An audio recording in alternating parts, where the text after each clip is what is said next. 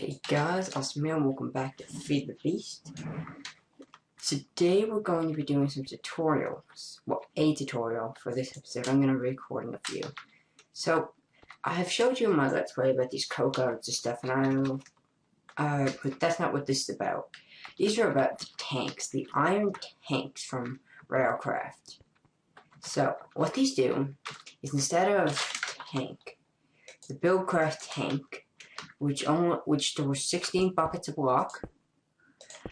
These store a lot more. Now you can make it with 3 different areas on the bottom: 3x3, which is this guy, 5x5, or 7x7.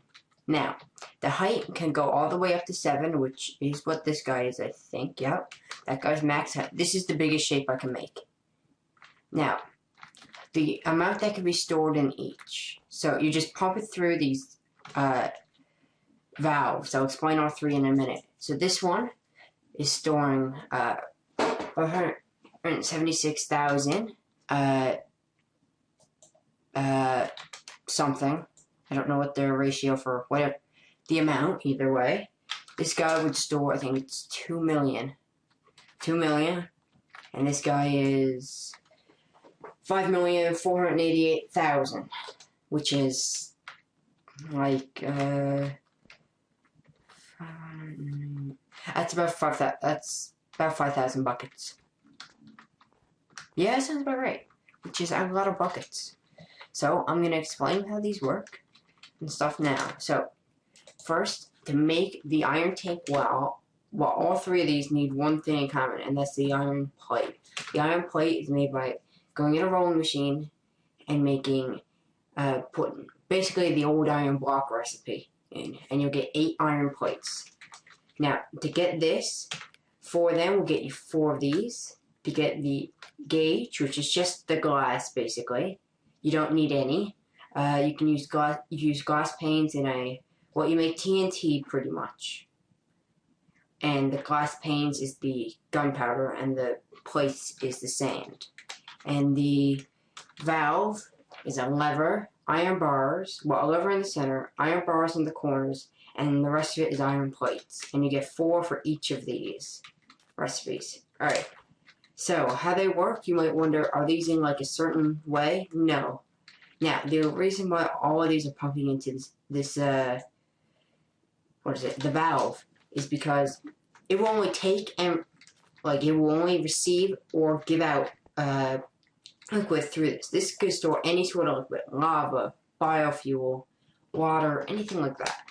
So, what you have to do is start off with your platform, which is either 3x3. I'm just going to use the 3x3 here, for example. They're all the same, though, when it comes to formula.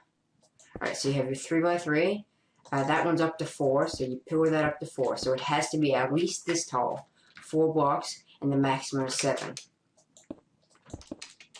Alright, so you do all these, and I'm not 100% sure, but I think you need to do it in this order. Alright, so let's put it right there. Alright, so right now we have our 4x4 set with this casing. Now, the top, I always put a valve just in case you want to take or put something in through the top, which, in my opinion, is a great spot to do it. Because you can have this under your house in the basement or something, and then if you need something, then you can just take it out. So, I put a valve on 2 sides, or it can be any, but the rest of these are a combination of whatever. You need at least 2 valves, though. So, what I do is, the center here needs to be hollow, and shebang, you see that it changes, and that's your tank. So, this tank here stores, I think, 540. That tank there is storing about, I think it stores, yeah, it's 2,000 exactly. And it's just a very easy way to store your thing instead of doing something like this from Buildcraft. Now, Railcraft is a part of the Feedthebeast mod packet, and it's also part of Ticket. Don't play Ticket, play Feedthebeast. But these are very useful, and they are also way more compact compared to all those tubings.